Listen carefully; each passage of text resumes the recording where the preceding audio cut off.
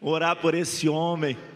Senhor, meu Deus, que a alegria do Senhor transborde no coração do William ao transmitir a tua palavra, que ela caia como orvalho dos céus no nosso coração e faça brotar toda a semente das promessas do Senhor para a nossa vida. Que esse homem, Senhor, transmita o recado que o Senhor preparou para nós. Encontre em nós ouvidos para ouvir a tua voz, em nome de Jesus, amém. Tá com o outro aí. Bom dia, igreja. Oh, glória. Que bênção estarmos aqui reunidos em família, amém? Você que está aqui conosco, você que por acaso esteja nos acompanhando pelo YouTube, pelas nossas plataformas digitais. Nesse domingo de manhã gostoso, dentro está quentinho, está gostoso, né, querido? E o pastor Carlinhos é muito generoso, mas quando faz frio é mais fácil a gente pôr pano, né? Então, quando tá muito calor é difícil, mas graças a Deus nós vivemos numa região muito abençoada. Nós temos calor, temos dias de frio, mas nós não temos nada brusco, nada assim que seja catastrófico. Nós não temos vulcões, tsunamis, essas coisas. Quantos amam Araguari, querido? Amém, que bênção, né? Essa semana eu estava retornando de Goiânia, aí assim que eu saí de Corumbaíba, você já avista os altos montes onde Araguari foi estabelecido. Nós estamos num lugar muito privilegiado, viu, querido? Nós temos que ser gratos ao Senhor por essa terra, em nome de Jesus. Antes de nós entrarmos na palavra, vamos ter mais um momento de oração, em nome de Jesus. Senhor, nós te agradecemos por tudo aquilo que o Senhor já nos propiciou aqui, nessa manhã. Te agradecemos pela sua presença, pela sua mão nos tocando. Nós podemos aqui, meu Deus, durante o louvor, ter um momento tão gostoso com o Senhor, receber, meu Pai, da tua ministração, da tua cura, da tua graça. Nós já podemos, meu Deus, entregar as nossas orações diante do Senhor, trazer os nossos dízimos, as nossas ofertas. E por isso nós te pedimos, Senhor, que agora, apesar das nossas limitações, nos conduza por um momento de aprendizado, onde nós possamos vir aqui a receber a tua palavra e que ela venha, meu Pai, a se estabelecer nos nossos corações, em nome de Jesus. Amém. Amém, queridos. Você vai abrir sua Bíblia, por gentileza, no Evangelho de Mateus, no capítulo 4, para que nós possamos aqui tratar sobre o tema que nos está proposto, implantando a cultura do reino de Deus, através da conquista de vidas. Vira para a pessoa que está com você e fala assim: você é um conquistador, ou você é uma conquistadora, em nome de Jesus. E para a gente ilustrar essa questão, nós vamos aqui trabalhar um pouquinho no início do Evangelho de Mateus, que fala justamente da novidade da implantação do reino de Deus, protagonizado por Jesus, ali na terra de Israel, na Judéia, e que nós possamos aqui, em nome de Jesus, aprender um pouquinho. Amém? Evangelho de Mateus, no capítulo 4, a partir do verso 3, diz que Jesus, deixando Nazaré, foi morar em Cafarnaum, situado à beira-mar, nos confins de Zebulon e Naftali, para que se cumprisse o que fora dito por intermédio do profeta Isaías. Terra de Zebulon, terra de Naftali, caminho do mar, além do Jordão, Galiléia dos gentios, o povo que jazia em trevas, viu grande luz. Capítulo 4, versículo 13 do Evangelho de Mateus, 13. Ah, me perdoe, querido. Me perdoe, irmão, né? Às vezes eu não fui claro. Versículo 13, né? Então, vamos iniciar novamente. A Bíblia nos ensina, nos relata que Jesus, deixando Nazaré, foi morar em Cafarnaum, situada à beira-mar, nos confins de Zebulon e Naftali, para que se cumprisse o que fora dito por intermédio do profeta Isaías, versículo 15. Terra de Zebulon, terra de Naftali, caminho do mar, além do Jordão, Galiléia dos gentios, o povo que jazia em trevas, viu grande luz, e aos que viviam na região da sombra da morte, resplandeceu-lhe a luz. Daí por diante, passou a Jesus a pregar e a dizer: arrependei-vos, porque está próximo o quê? O reino dos céus. Aí a partir do versículo 18 diz que ele, caminhando junto ao mar da Galileia, viu dois irmãos, Simão, chamado Pedro, e André, que lançavam as redes ao mar, porque eram pescadores, e disse-lhes: vinde após mim, e eu vos farei pescadores de homens. Então eles deixaram imediatamente as redes, diga comigo, imediatamente. Eles deixaram as redes e o seguiram. Versículo 21, passando adiante, viu outros dois irmãos, Tiago, filho de Zebedeu, e João, seu irmão, que estavam no barco em companhia de seu pai, consertando as redes, e chamou-os. Então eles, no mesmo instante, deixando o barco de seu pai, o seguiram. Verso 23, percorria Jesus toda a Galileia. E o que ele fazia? Ensinando nas sinagogas, pregando o evangelho do reino e curando toda sorte de doenças e enfermidades entre o povo. Repita comigo essas palavras: percorrer, ensinar, pregar e curar. Versículo 24, e a sua fama correu por toda a Síria. Trouxeram-lhe então todos os doentes, acometidos de várias enfermidades e tormentos, endemoniados, lunáticos e paralíticos, e ele os curou. E no versículo 25 diz que numerosas multidões o seguiam. Então o que nós testemunhamos aqui, nesses poucos versículos que nós lemos, é o alvoroço que se estabeleceu quando Jesus ele abre flagrantemente o seu ministério diante das pessoas, né? Se você ler o contexto do capítulo 4, do capítulo 3, Jesus passa pelo batismo, Jesus é exposto, é tentado no deserto, aí ele começa ali o seu ministério, ele começa regimentando pessoas, e grandes sinais, curas e milagres acontecem naqueles dias, no meio daquele povo, no meio daquelas pessoas. Assim como também pode acontecer nos nossos dias também, amém, queridos? Porque ele ainda está aqui conosco. Nós somos convidados a habitar o reino de Deus. O anúncio primeiro de Jesus passa por um momento de arrependimento e também por um desafio de nos integrarmos ao reino de Deus. E antes de nós entendermos como que nós podemos implantar por meio da conquista de vidas, eu gostaria de trabalhar com vocês alguns conceitos, porque nós não podemos integrar algo que nós não conhecemos. Nós não podemos difundir uma ideia a qual nós não dominamos. Nós não temos como vender um produto que nós não conhecemos. Tem pessoas que têm dom de vender, e eu admiro muito as pessoas como o Dudu. Cadê o Dudu? Foi para lá, né? O Dudu e outros irmãos nossos aqui, eles têm uma capacidade, um dom de vender, de trabalhar no comércio. Eu admiro muito a pessoa que tem o dom de trabalhar no comércio. Porque você oferecer água para quem está com sede é fácil. É ou não é?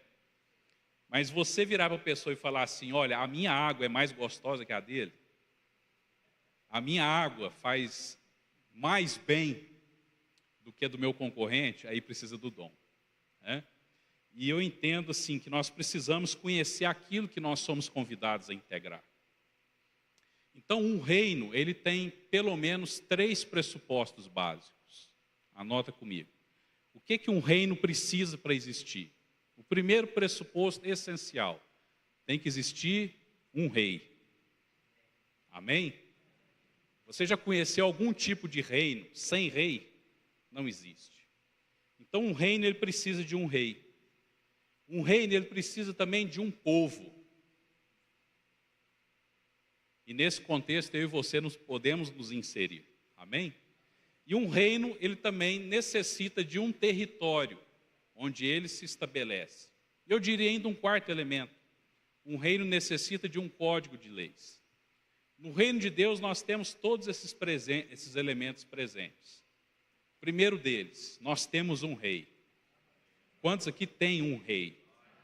Nós temos um rei, querido. E nós precisamos entender e reconhecer Jesus como soberano nas nossas vidas. E por vezes nós cantamos isso aqui nos louvores. Por vezes nós declaramos isso nas nossas orações. E o grande desafio é estabelecer essa verdade, essa afirmação também durante as nossas vidas, no estabelecimento das nossas vidas e dos nossos corações. E aqui vem o primeiro grande desafio. Por quê? Porque nós vivemos em tempos, queridos, em que tudo tem sido relativizado. Tudo depende da circunstância, do momento, do local onde você está. E nós não temos isso tão forte no nosso dia a dia, porque no aspecto de sociedade, nós não vivemos necessariamente dentro de uma cultura de reino. Eu não conheço outros países, além do Brasil e do Paraguai. Só conheço esses dois. E, na verdade, o Paraguai foi só bem na fronteira ali, né? Eu tentei entrar na Argentina, não deu certo. Então, eu não conheço outros países, mas eu acredito que quando você vai, de repente o pastor Carlos ou o Eltinho, às vezes até sabe falar disso melhor do que eu. Mas quando você vai para um lugar onde existe um reino estabelecido, você observa que a sociedade respira aquela cultura. É isso, mais ou menos? Né? Aquilo é muito forte, é um princípio, é um preceito muito forte.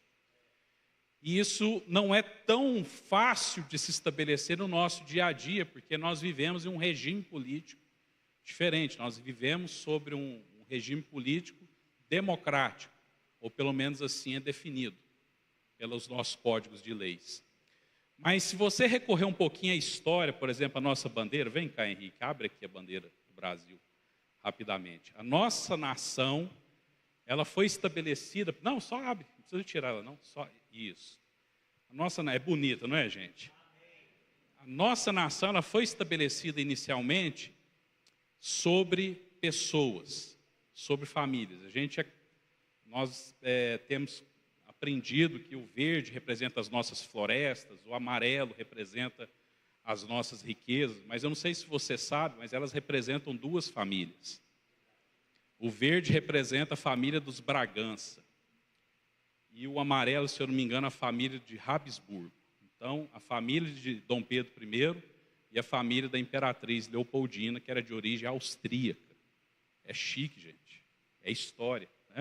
Depois, aí, com o estabelecimento da República, mudou um pouco. Pode baixar, Henrique, por favor. E da mesma forma, aqui, a bandeira de Israel, nós temos aqui, bem centrada aqui no meio dela, a estrela de quê? De Davi. Por quê? Porque a nação de Israel, ela foi estabelecida sobre a casa de Davi. Então, nós precisamos compreender que um reino, ele precisa necessariamente de um rei, obrigado, mas ele precisa se estabelecer sobre um povo, sobre gente. Cutuca a pessoa que está do seu lado e fala assim, sobre você. Isso é fantástico. Então, a partir do momento que nós temos a percepção e a concepção de reino, nós precisamos entender, e num primeiro aspecto, decidir a que rei nós servimos. Se você for no mesmo evangelho de Mateus, no capítulo 6, uma página para frente, ou duas páginas para frente, no versículo 24, o próprio Jesus, ele ensina para aquelas pessoas e ensina para mim e para você. Ninguém pode servir a quê? A dois senhores. Porque ou há de aborrecer-se de um e amar ao outro, ou se devotará a um e desprezará o outro. Não podeis servir a Deus e às riquezas. Jesus faz aqui uma comparação com as riquezas, mas pode ser qualquer outro padrão de comparação. João vai falar em suas cartas que você não pode servir a Deus e ao mundo. Então, qualquer tipo de padrão de comparação que subjugue o reinado de Cristo sobre as nossas vidas, nos coloca numa sinuca de bico muito perigosa. Amém? E eu não quero dizer, queridos, que nós temos que nos dividir. Nós vivemos época de muito relativismo, de muita polarização, de muita divisão. Divisão não é de Deus, mas posicionamento é. Amém? Posicionamento não significa você dividir, ou você se dividir, ou você pregar divisão. Posicionamento significa estabelecer um lugar. E nessa manhã o Senhor nos pergunta: a qual Senhor você serve, querido? A qual Senhor, a qual Rei você tem escolhido servir nos seus dias? Porque isso automaticamente, querido, inserirá a mim e a você em um determinado reino e automaticamente nos retirará de outro. Compartilha com o seu irmão, fala assim: desce de cima do muro. Não tem jeito, querido. Ou nós iremos servir ao Rei verdadeiro, Cristo Jesus, ou nós iremos servir a outros reis. Existem outros reis na prateleira, e você pode escolher. Existem vários, mas só um é soberano. Então a nossa nação ela foi estabelecida inicialmente como um império. Nós tivemos 2 imperadores, Dom Pedro I e Dom Pedro II. Depois veio o estabelecer da república. Os sistemas jurídicos mudam, os sistemas políticos mudam. Mas eu tenho certeza que sobre o Brasil, um dia será declarado a uma só voz por toda essa nação, que o nosso Senhor é Rei sobre o Brasil. Nós precisamos crer isso, querido. Nós precisamos pregar isso. Nós precisamos estabelecer isso. Eu não ignoro, querido, que nós precisamos nos esforçar em alcançar e ocupar os lugares públicos, em ocupar os cargos de liderança dessa nação. Eu não ignoro que nós devemos nos esforçar nesse sentido. Devemos nos apropriar desses lugares através do voto, daquilo que nos é proposto legitimamente. Isso tudo é muito importante, mas nós não podemos esquecer que o reino de Deus, ele é supranacional. O reino de Deus, ele envolve gente, não necessariamente fronteiras, não necessariamente poderes políticos estabelecidos. Ele usa tudo isso, mas ele precisa ser estabelecido, primeiramente, na minha vida, na sua vida, nas nossas casas, em nome de Jesus. Amém, querido? Então, nós primeiro precisamos entender que rei é aquele que é soberano efetivamente nas nossas vidas.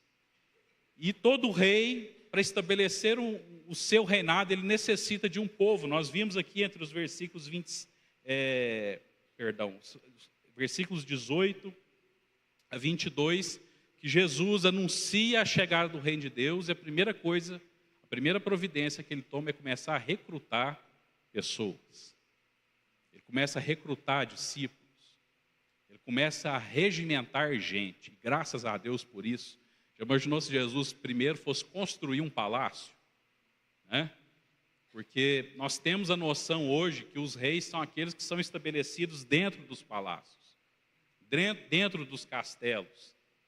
Jesus, ao ser anunciado como Filho de Deus, e ao anunciar a chegada do reino de Deus, ele não procurou para si palácios, ele não procurou para si castelos, posições de destaque. Ele procurou pessoas como eu e como você. E nessa manhã, existe aqui abertas inscrições para eu e você nos filiarmos ao reino de Deus. Quem quer uma ficha? Amém. Os diáconos vão providenciar aí fichas de inscrições para nós nos filiarmos ao reino de Deus. E o território, eu compararia o território do reino de Deus à própria igreja. E não esse território dessas 4, 5 paredes.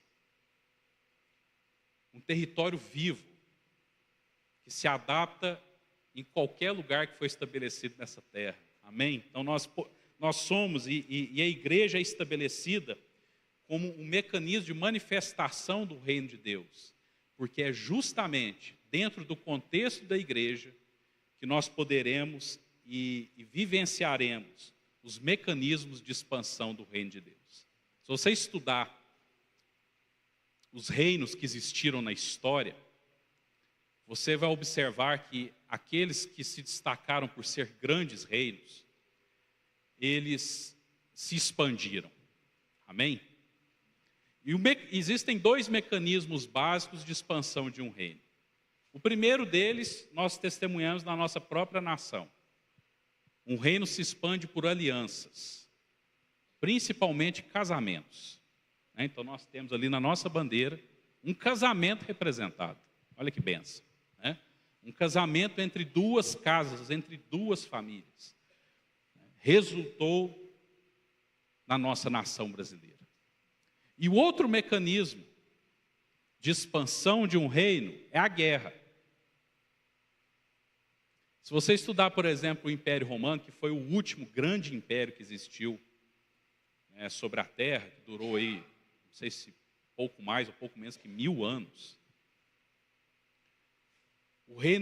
O Império Romano, ele se expandia necessariamente por guerras, por conquistas.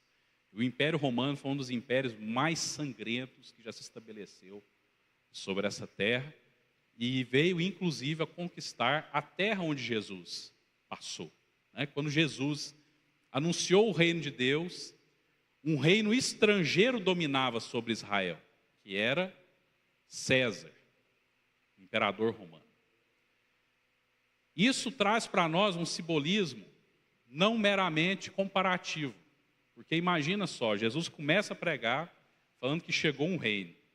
E aquele povo vivia sob a escravidão do Império Romano, que dominava com muita força opressiva. Se você for estudar a história e você vê como o Império Romano se expandiu para além, muito além das suas fronteiras, você vai se deparar com episódios que são estarrecedores. E na própria terra de Jesus não foi diferente, mas Jesus traz uma proposta diferente. Ele traz uma proposta de um reino que não se estabelece em tronos humanos. Ele traz a proposta de um reino que é acessível para todos nós.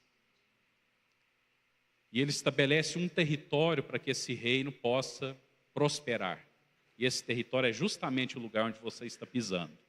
Não o ambiente físico, mas a congregação das pessoas. O reino de Deus, ele é feito de gente. Isso é maravilhoso, querido. Porque tem muitos reis ou governantes que se estabelecem dentro dos palácios e esquecem do seu povo.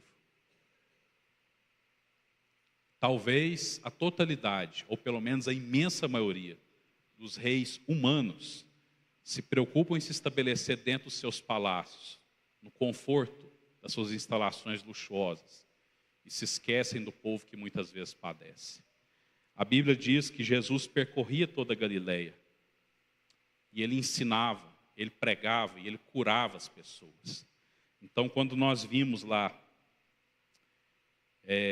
no versículo 24, a Bíblia diz que a fama dele percorreu. Jesus se tornou famoso. Então trouxeram todos os doentes. Quantos, queridos? Todos os doentes. Imagina esse evento, acometidos de várias enfermidades, tormentos, endemoniados, lunáticos, paralíticos, políticos. E ele os curou. Amém, querido? Nós podemos aplaudir o Senhor por isso?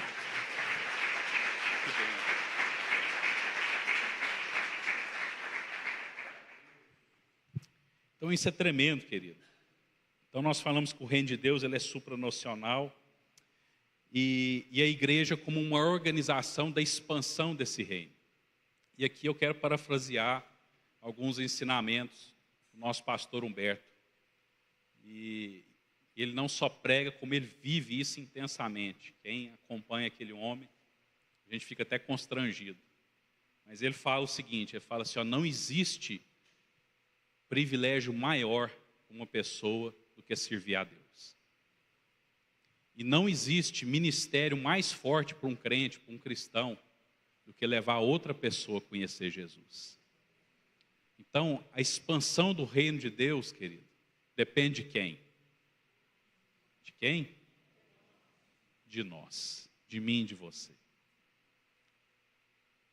Às vezes nós procuramos posições de destaque da nossa vida, querido. Nós procuramos nos aperfeiçoar profissionalmente, nós procuramos nos desenvolver, nós procuramos nos estabelecer, nós procuramos prosperar.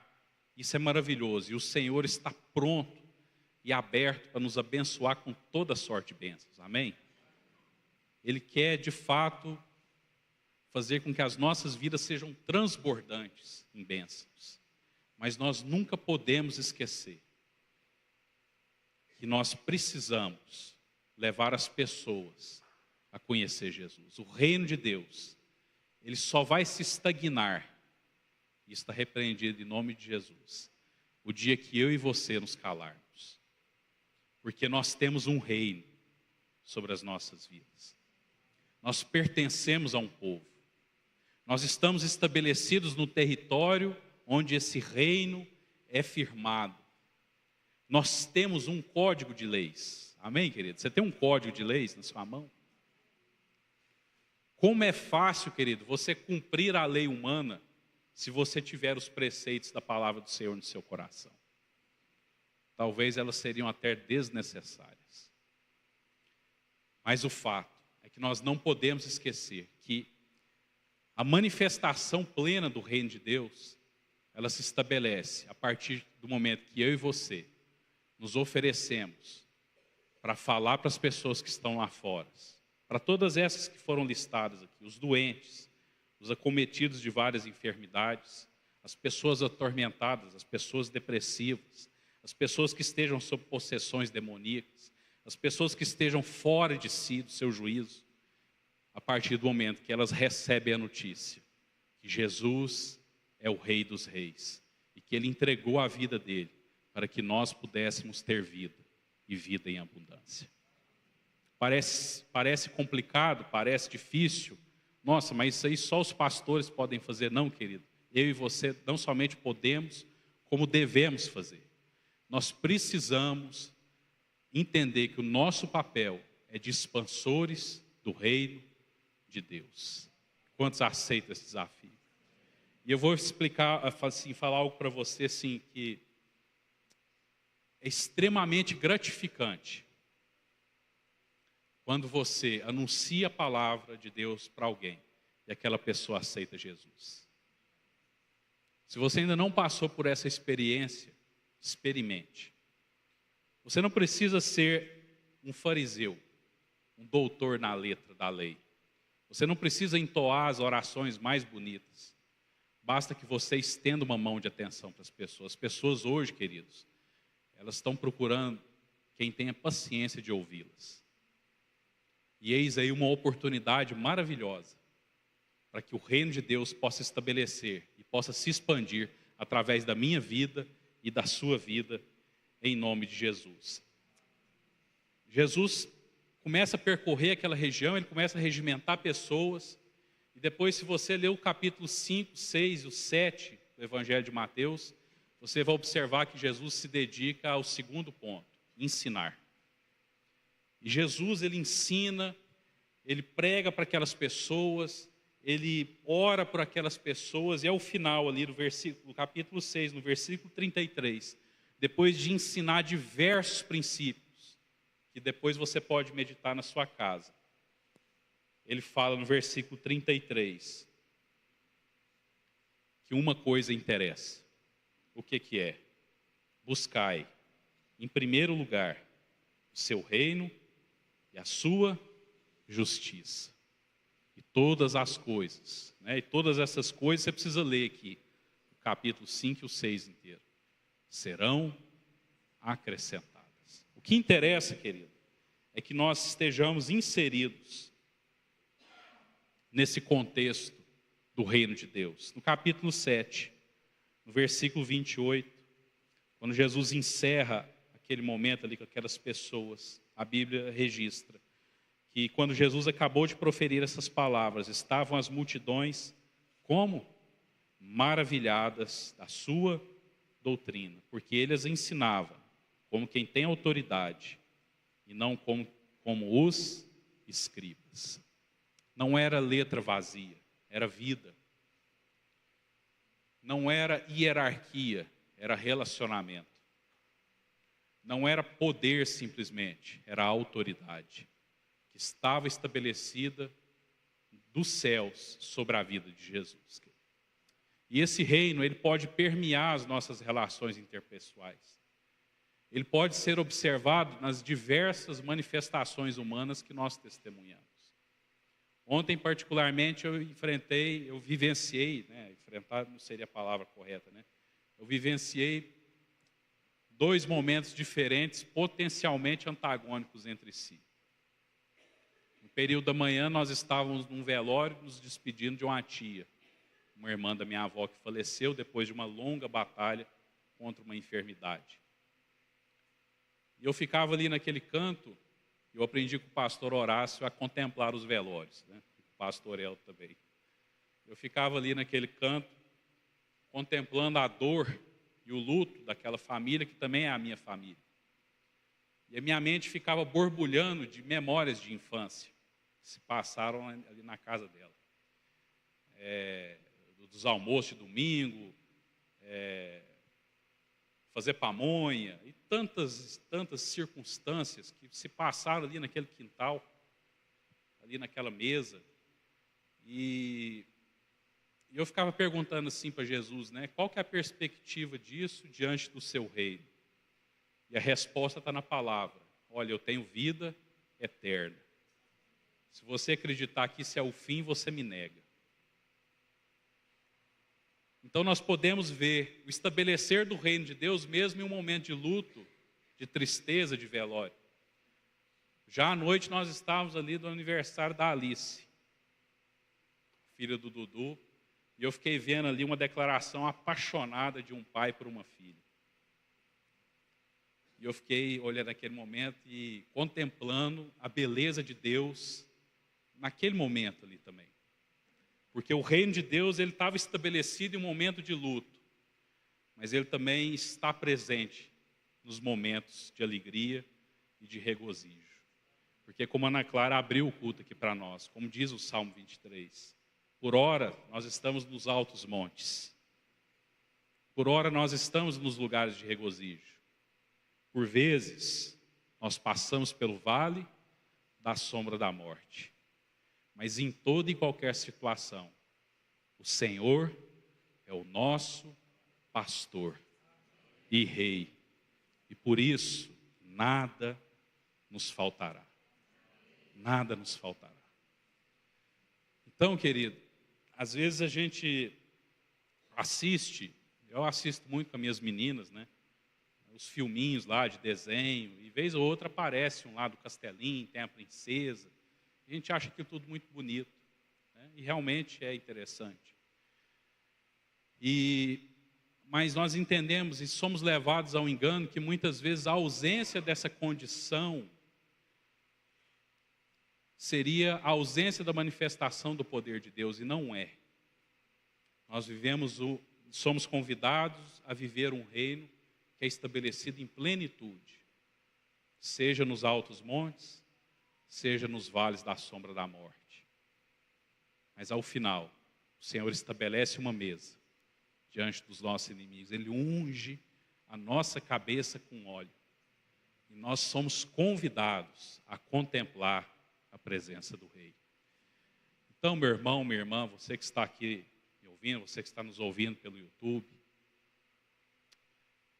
não permita que a fé venha esfriar no seu coração. Existe um rei, e o reino dele está sendo anunciado, pregado, ensinado, para que eu e você possamos viver essa realidade.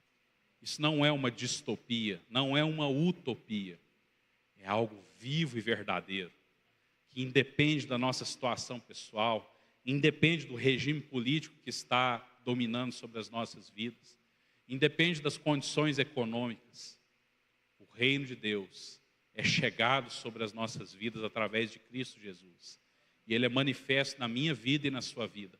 A partir do momento que nós, de fato, em verdade, o estabelecemos e o elevamos à condição de Rei, Senhor e absoluto sobre as nossas vidas. Amém? Convido você a se colocar de pé para que nós possamos encerrar com um momento de oração.